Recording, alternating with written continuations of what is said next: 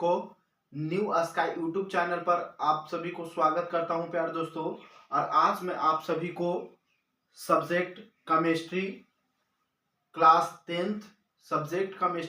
10th जिसमें हम लोग प्यारे दोस्तों चैप्टर 1 पढ़ने वाले हैं, जिस चैप्टर का नाम है प्यारे दोस्तों रासायनिक अभिक्रिया एवं समीकरण।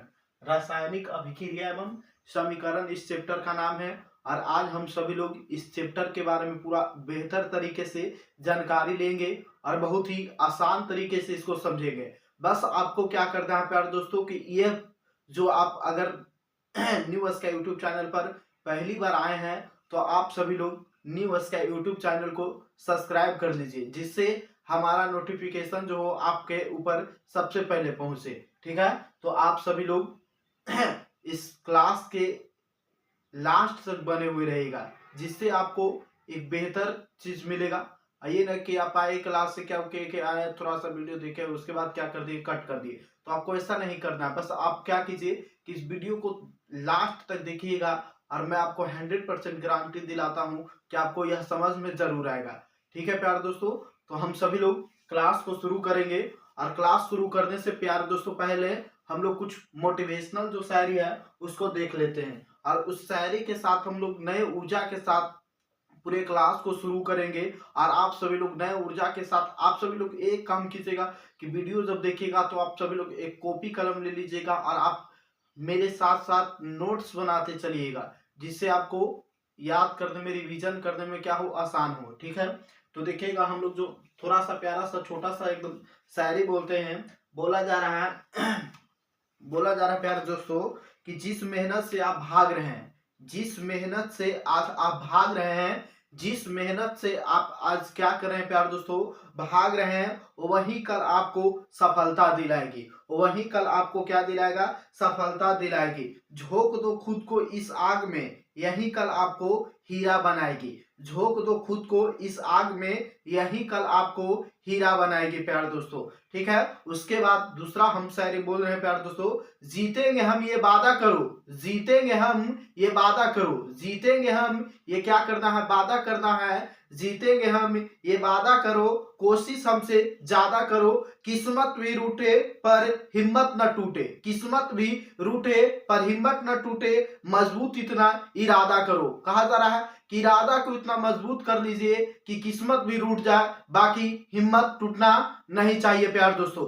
तो मैं आज आप सभी को इस वीडियो को आप क्लास 9 में पर क्या है ना कि पदार्थ क्या होता है, बताइए तो पदार्थ क्या होता है? आप बताइएगा कि पदार्थ जिसको हम लोग क्या करें आसपास देख रहे हैं, और जिसमें क्या होता है कि द्रव्यमान हो, जिसमें क्या हो? द्रव्यमान हो, जो जड़त्व के नियम को पालन करता हो, जो क्या करता हो? जगह को घेरता हो, वो सब हमारा क्या कहलाता है प्यारे दोस्तों? पदार्थ कहलाता है। जिसमें क्या हो? द्रव्यमान हो, जो जगह घेरेगा, ये सब क्या है? पदार्थ है। जैसे मान लिया जाए हम मार्कर लिए, इसका कुछ ना कुछ द्रव्यमान है कि नहीं, और इसको कहीं रख रहे हैं तो इसका भी कुछ ना कुछ जगह ये घेरेगा, जगह घेरेगा ना, तो ये हमारा क्या है? पदार्थ है। जो हम खड़ा है या हम भी मनुष्य, हम लोग क्या करें? कुछ ना कुछ जगह घेर रहे हैं, हम लोग का भी कुछ ना कुछ क्या है? भार है। तो हम लोग क्या करेंगे? जगह को घेर रहे हैं, भार है हम लोग में, तो क्या है? हम लोग भी एक प्रकार का क्या है? पदार्थ है। और आप आसपास का जितना भी वस्तु को देख रहे हैं जो जगह को घेरता हो, जिसका तो क्या हो? द्रव्यमान हो, ये सब का सब क्या कहलाता है प्यारे दोस्तों? पदार्थ कहलाता है। क्या कहलाएगा? पदार्थ कहलाएगा। और जब रासायनिक अभिक्रिया होता है प्यारे दोस्तों, तो रासायनिक अभिक्रिया के समय पदार्थ में दो प्रकार की परिवर्तन होती है। क्या प्रकार की परिवर्तन होती है प्यारे दोस्तों? तो दो प्रकार के परिवर्तन। के प्रकार के? दो प्रकार के। यहां देखिए लिखा गया कि किसी भी पदार्थ में जब परिवर्तन होता है यह तो दो प्रकार के होता है। के प्रकार के होता है प्यारे दोस्तों? दो प्रकार के। पहला भौतिक परिवर्तन होता है। पहला भौतिक परिवर्तन होता है। भौतिक परिवर्तन में क्या होता है ना कि जिस पदार्थ के परिवर्तन के पश्चात पदार्थ को वापस उसी अवस्था में लाया जा सकता है। भौतिक परिवर्तन में क्या होता है प्यारे दोस्तों कि परिवर्तन तो हुआ उस पदार्थ में, लेकिन जिस अवस्था में था उस अवस्था में उसको दोबारा लाया जा सकता है। जैसे अगर हम लोग बात करते हैं कि हम लोग लेते हैं जल, क्या लिए? जल।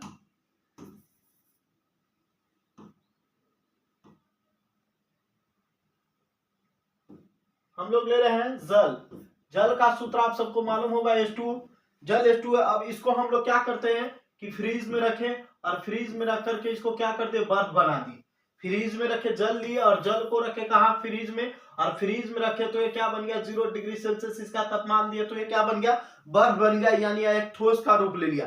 जैसे इसको फ्रीज से बाहर निकालेंगे तो फिर से क्या बन जाएगा प्यारे दोस्तों, पानी बन जाएगा कि नहीं, फिर से ये पानी बन जाएगा, फिर से ये क्या बन जाएगा पानी बन जाएगा, फिर से ये जल बन जाएगा H2O, फिर से ये क्या बन जाएगा जल बन जाएगा। यानी का हम लोग एक बर्फ का टुकड़ा लिए, बर्फ का क्या बनना ठोस से बर्फ का क्या बनना कि बर्फ जो पानी है पानी से बनना बर्फ, और बर्फ से फिर वो क्या बन जाना जल बन जाना। ये क्या हुआ कि एक बार परिवर्तन हुआ उस पदार्थ में, परिवर्तन होने के बाद फिर से वह उसी अवस्था में आ गया, उसको हम लोग क्या कहेंगे भौतिक परिवर्तन कहेंगे। क्या कहेंगे प्यारे दोस्तों भौतिक परिवर्तन। ये बात आपको समझ में आया, तो ये बात समझ में आया तो जल्दी से आप सभी लोग लाइक कमेंट जरूर कीजिएगा।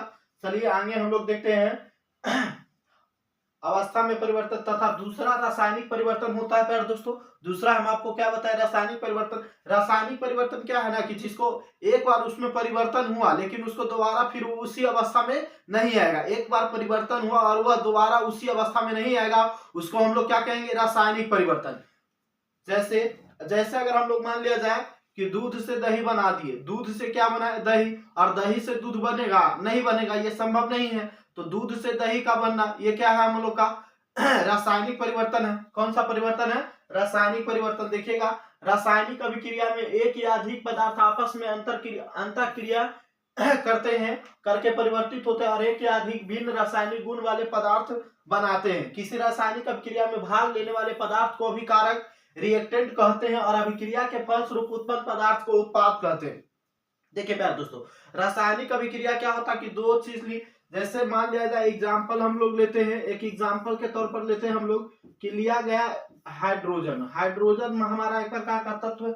उसके बाद एक हम लोग लेते हैं क्या ऑक्सीजन, O2 लिए और ये अभिक्रिया करता है और अभिक्रिया करके क्या बनाता है, अभिक्रिया करके क्या बनाता है प्यारे दोस्तों, अभिक्रिया करके बनाता है H2O, अभिक्रिया करके क्या बनाता है H2O, अभिक्रिया करके बनाता है H2O, अभिक्रिया करके क्या बनाता है H2O।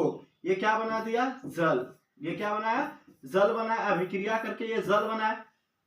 अब ये जो भाग लिया जितना भी भाग ले रहा है ये जो देख रहे हैं हाइड्रोजन ऑक्सीजन, उसके बाद क्या हुआ कि दो तत्व लिया, या तो अकेले रहेगा जैसे दूध से दही बनना, या अकेले रहेगा या तो दो भी तत्व रहेगा और दो तत्व मिल करके एक नया गुण का तत्व बनाया। हाइड्रोजन का गुण अलग है प्यार दोस्तों, हाइड्रोजन का गुण क्या है कि यह किसी भी चीज यह जो है जलने में जलता है, हाइड्रोजन में जलने का गुण है और ऑक्सीजन क्या है इसको जलाने का गुण है। हाइड्रोजन को माने कि कोई भी चीज को जलाते हैं तो ऑक्सीजन की जरूरत होती है, तो ये हाइड्रोजन जलने वाला चीज है और वो क्या करेगा ऑक्सीजन जलाने में मदद करता है। लेकिन ये क्या जल आपको लग रहा है कि जल किसी को जलाएगा, इसका तो अलग ही ये बुझाने का काम करेगा, करेगा कि नहीं।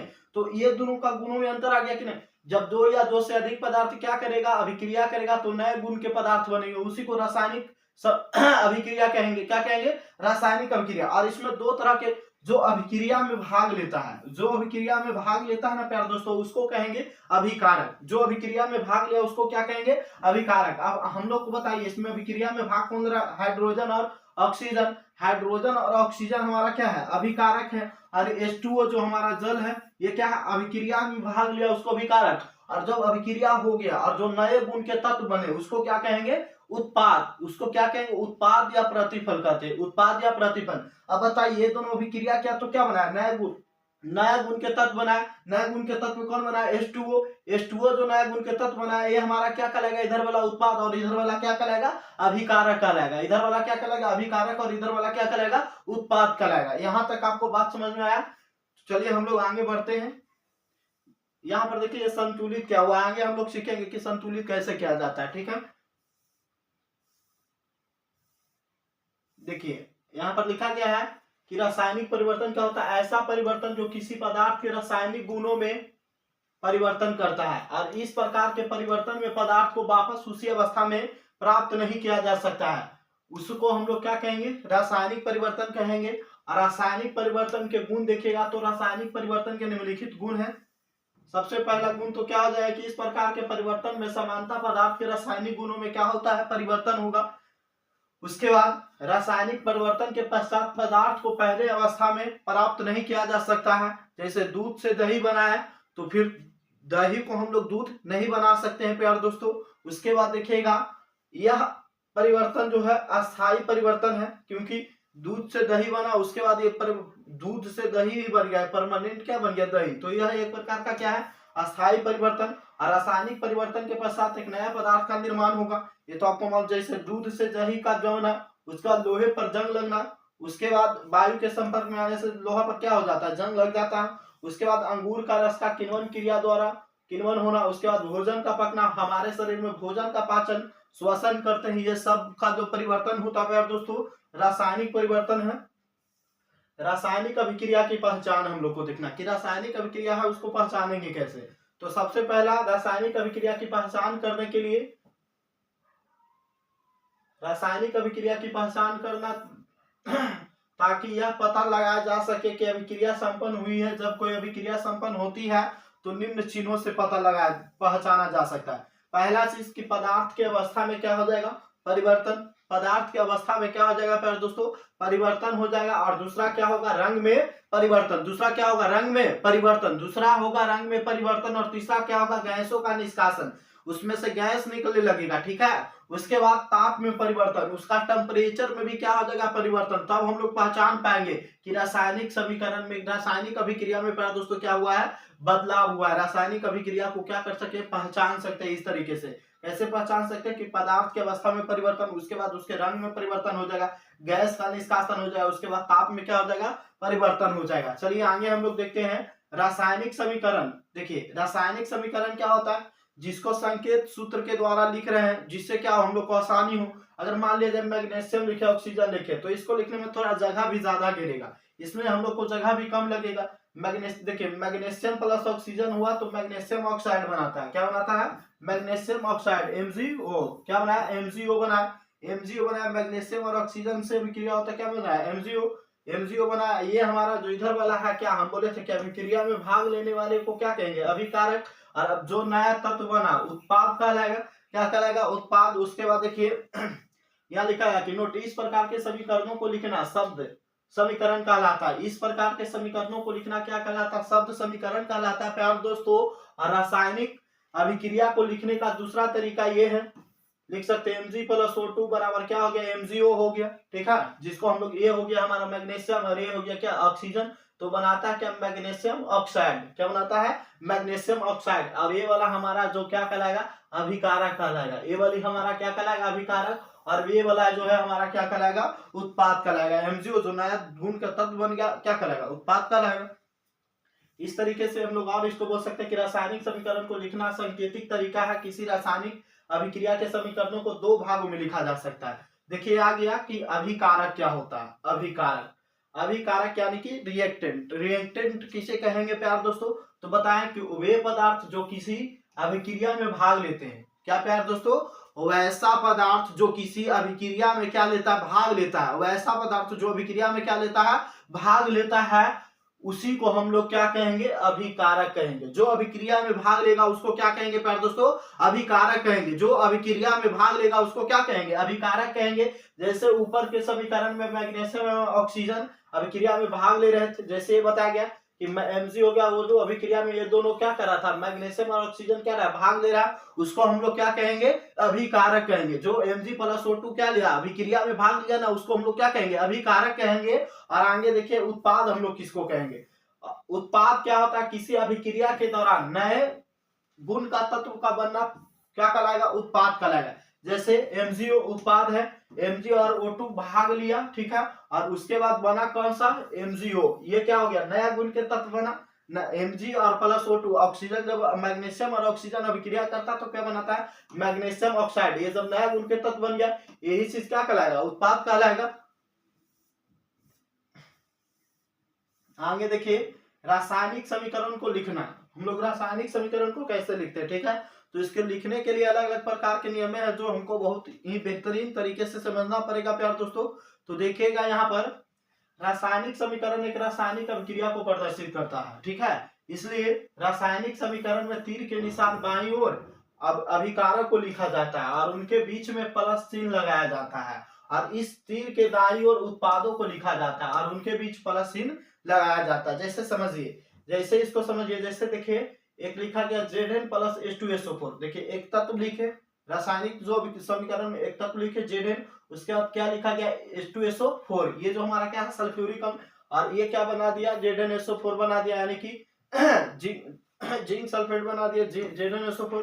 उसके बाद क्या H2 हाइड्रोजन गैस क्या किया मुक्त किया, हाइड्रोजन गैस को क्या किया मुक्त किया। देखिए अभिकारकों के बीच में क्या दिया गया प्लस चिन्ह दिया गया, ये दोनों अभिकारक है। और उसके बाद ये एरो का चिन्ह दिया गया किसके तीर, बीच में क्या दिया जाता है तीर का चिन्ह, ये देख रहे हैं कि बीच में क्या दिया है तीर का चिन्ह। और उसके बाद उत्पादों के बीच में प्लस चिन्ह दिया जा रहा है दाईं ओर है, और ये क्या है हम लोग को बाईं ओर, इधर वाला बाईं ओर और इधर वाला क्या दाईं ओर। ठीक है, ये बात समझ में आ गया। हम लोग इस तरीके से रासायनिक अभिक्रिया रासायनिक समीकरण को लिख सकते हैं। अब देखिएगा कि रासायनिक समीकरण जो होता है ना प्यार दोस्तों, दो प्रकार के होता है। रासायनिक समीकरण के प्रकार के होता है, दो प्रकार के होता है। एक होता है संतुलित रासायनिक समीकरण और एक होता है असंतुलित रासायनिक समीकरण। एक संतुलित रासायनिक समीकरण हो गया और एक क्या होता है असंतुलित रासायनिक समीकरण। जैसे मान लिया जाए ये हम लोग क्या लेते हैं कि दो गो मान लिया जाए कि दो गो तराजू है, ठीक है, दो क्या है तराजू है। अब इसमें क्या किया जाए, इसका भार रखा गया 2 kg, इसका भार कितना रखा गया यहाँ पर,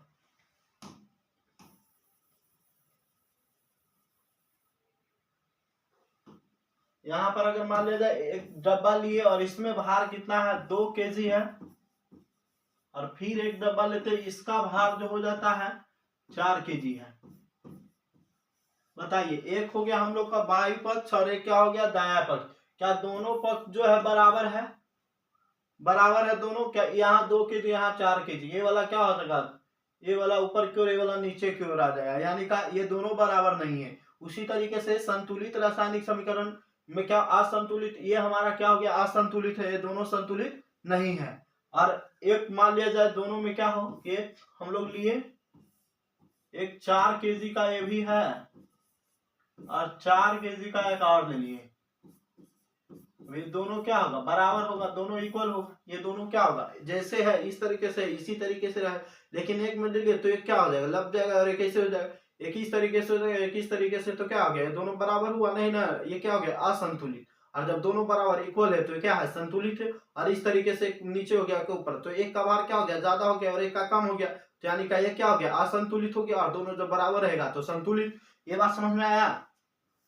देखिए कंकाली रासायनिक समीकरण ये हमारा क्या है संतुलित, इसको हम लोग संतुलित रासायनिक समीकरण भी बोलते हैं। जैसे मैग्नीशियम देखिए एगो मैग्नीशियम है और इधर क्या है 2 गो ऑक्सीजन है MgO। अब बताइए एगो मैग्नीशियम है और 2 गो ऑक्सीजन है, ये संतुलित है नहीं, ये हमारा क्या है असंतुलित है। ठीक है, और इस समीकरण को निरीक्षण कीजिए एवं तीर के बाई और दाई ओर और परमाणुओं की संख्या को गिनिए। और प्रत्येक तत्व के दोनों ओर अणुओं की संख्या समान नहीं है, ऑक्सीजन के परमाणु की संख्या थोड़ी असंतुलित है, बाई ओर ऑक्सीजन के 2 अणु है जबकि दाई ओर सिर्फ एक ही अणु है।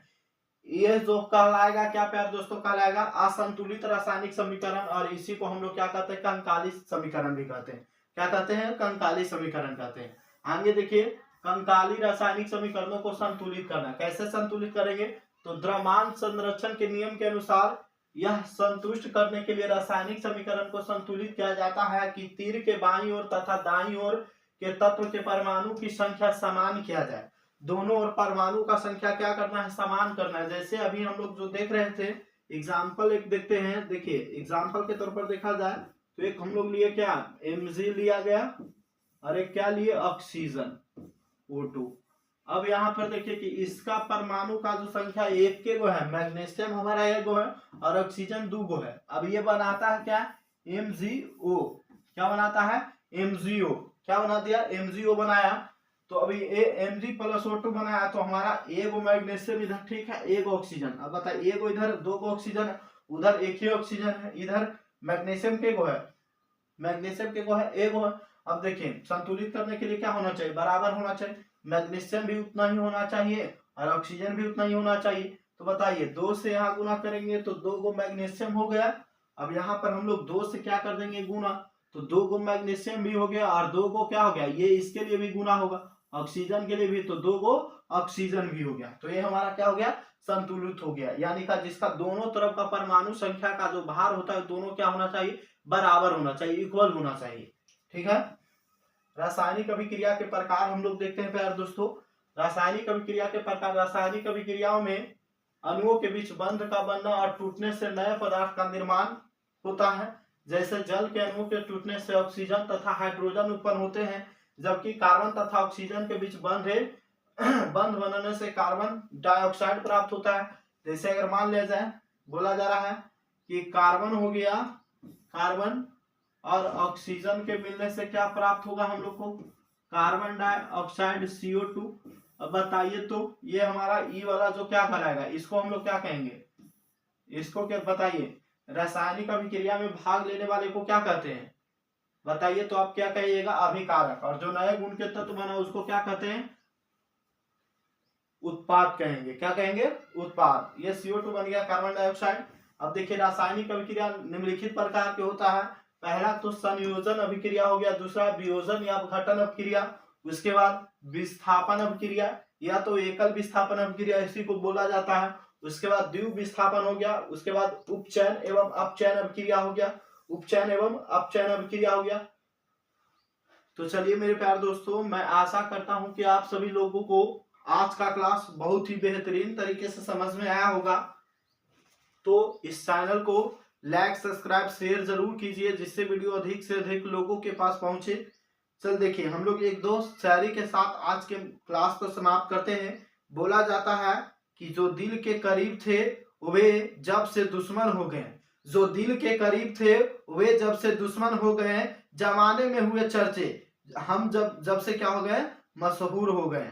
अगर जिंदगी में सुकून चाहते हो, अगर जिंदगी में सुकून चाहते हो तो फोकस अपने काम पर करो। अगर जिंदगी में सुकून चाहते हो तो फोकस अपने काम पर करो, लोगों की बातों पर नहीं।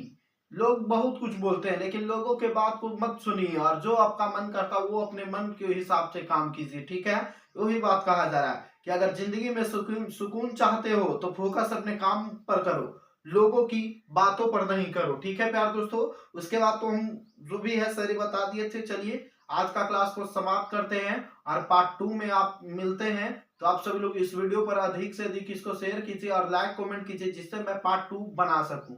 धन्यवाद।